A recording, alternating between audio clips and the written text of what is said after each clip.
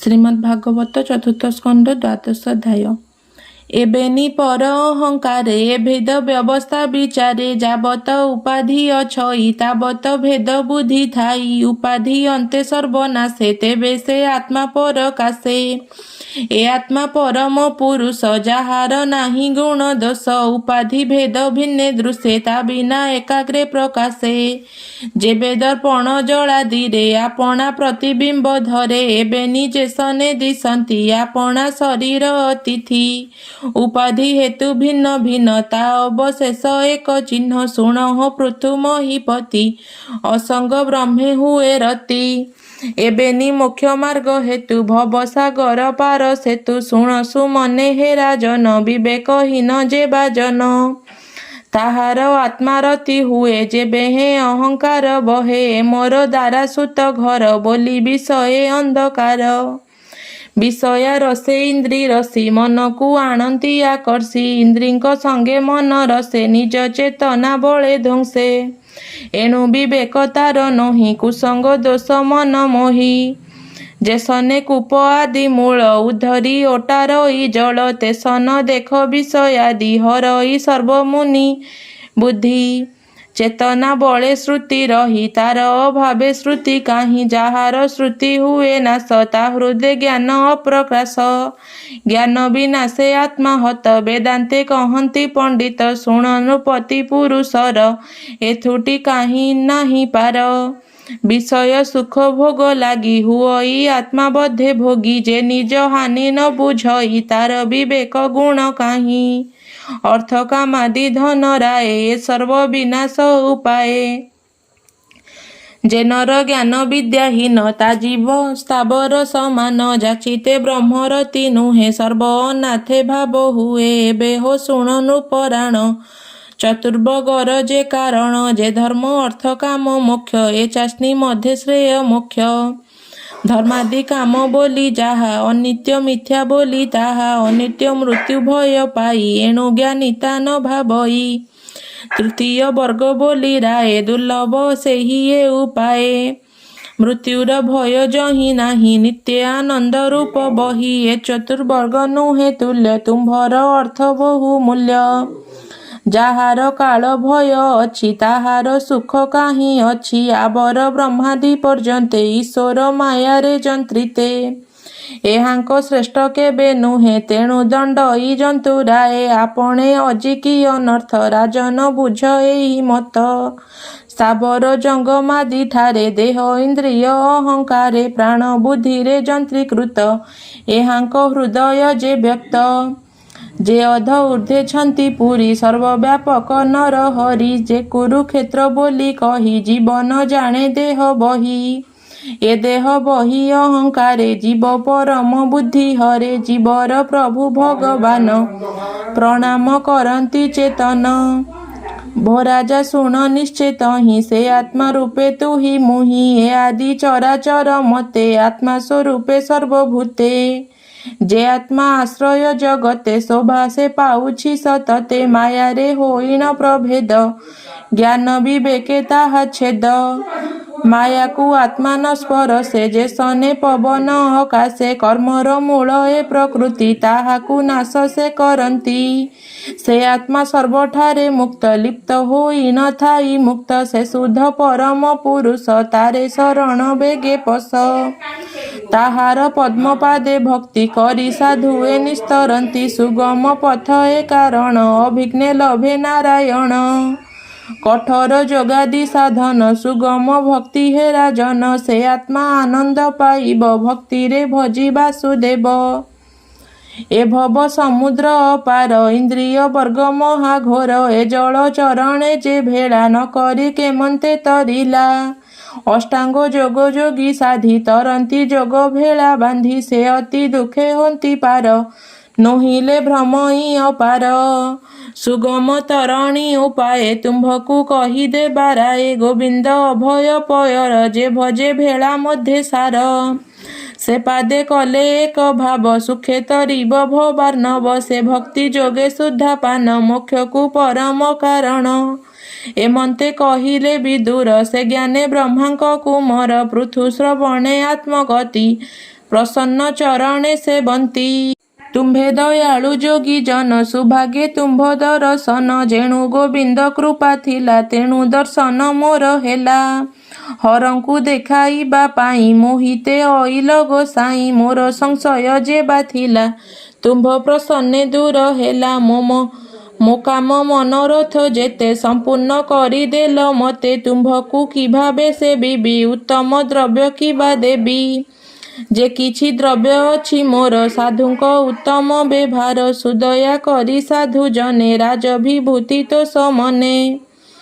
समर्पिछन्ति मोर तहि जेणे प्रभृत मोर नाही। कि भावे करिबु सेवन ए देह साधुंक अधीन। जेन्हे बालके स्नेह बही तात जननी धन देई। समर्पी न करे ग्रहण से सर्व तुम्भरे अर्पण। तुम्भ सन्तोषे शक्य नाही राजसेवक प्राय होई। तांकु तांबूळ नियोजन्ति मध्यरे सेवक बोलांति। से अनुसारे मो विचार जे किछि द्रव्य अछि मोर प्राणतनय आदि जेते। से राज विभूति सहिते अपरे चतुरंग बळ। समर्पी अछि मु सकळ एणे मो नाही अधिकार। देव विदित ए संसार।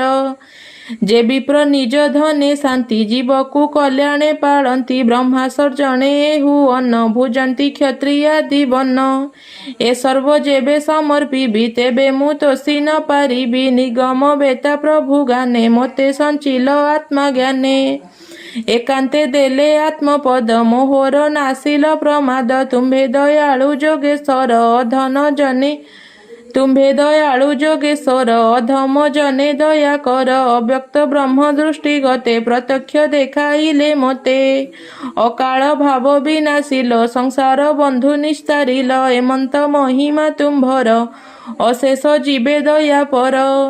एणु गुरुंक सुकल्याण साधक मोक्षर कारण। एमंते सनकादि जने संतोषे से पृथु वचने। नृपशीलता प्रशंसिले तक्षणे अंतर्ध्याने गले। सकल जन दृष्टि ग्रते सिद्धे गमिले इच्छा मते। तदन्ते से पृथुराजन महत्व गुणे से प्रधान। अध्यात्म शिक्षारे रहिले से आत्मज्ञाने पूर्ण हेले। आत्मारे करी अवस्थिति काଳରେ कर्मादि करन्ति। जे तत्व बल यथोचित एमंत अच्छई नाबित। से अनुसारे कर्म कले विप्रंकु दाने प्रतशिले। निज प्रजागणकु राई अति आनंदे दया बही। हे पुत्र सावधाने शुण जेबे पाइब परित्राण। जेणे खंडिब मृत्यु भय कहिबा तहिर उपाय। सकल कृष्णे आश्रे कर ए घोर संसारु निस्तर। जे कृष्ण चरणे सेवन्ति ए भव भयु निस्तरन्ति। आम्भर वाक्य दृढे धर राजस भय परिहर। राजस धर्म धन जेते पाइलु आम्भे तो सचित। एमंत मधुर वचने प्रजा शिखाई प्रबोधने।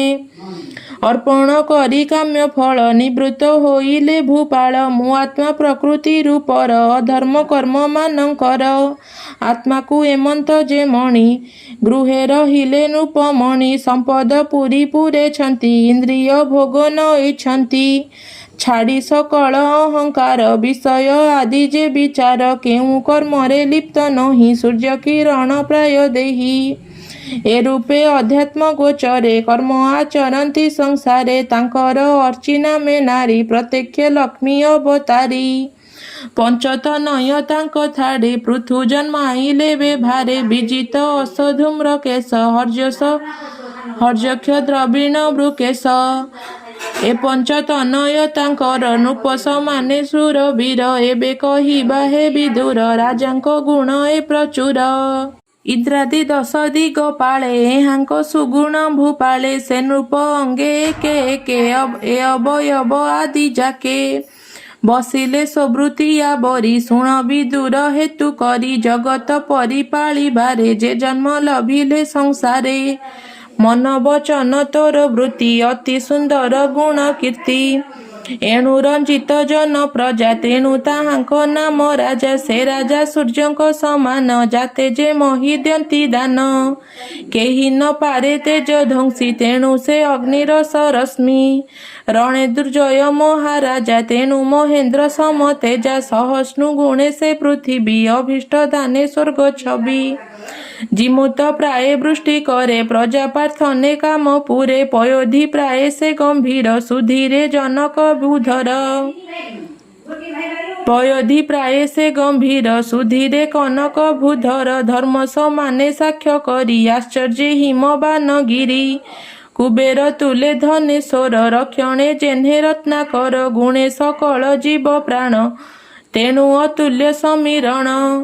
ଗଗନେ ବଳ ତେଜ ଘେନି ଏଣୁ ମରୁତ ସମ ମାନି। କ୍ରୋଧରେ କାଳ ରୁଦ୍ର ସମ ସୁନ୍ଦରେ ତାଙ୍କ ରିପୁ କାମ।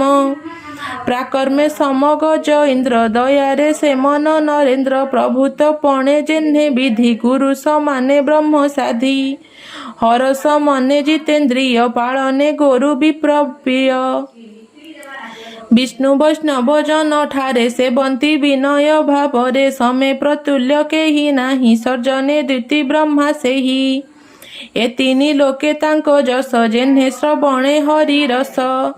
ଶ୍ରୀରାମ ତୁଲେ କୀର୍ତ୍ତିକାରୀ ଗୁଣ ଗାବନ୍ତି ନର ନାରୀ। ଶୁଣ ବିଦୁର ଭାଗ୍ୟବନ୍ତ ସେ ପୃଥୁ କୁମର ଚରିତ।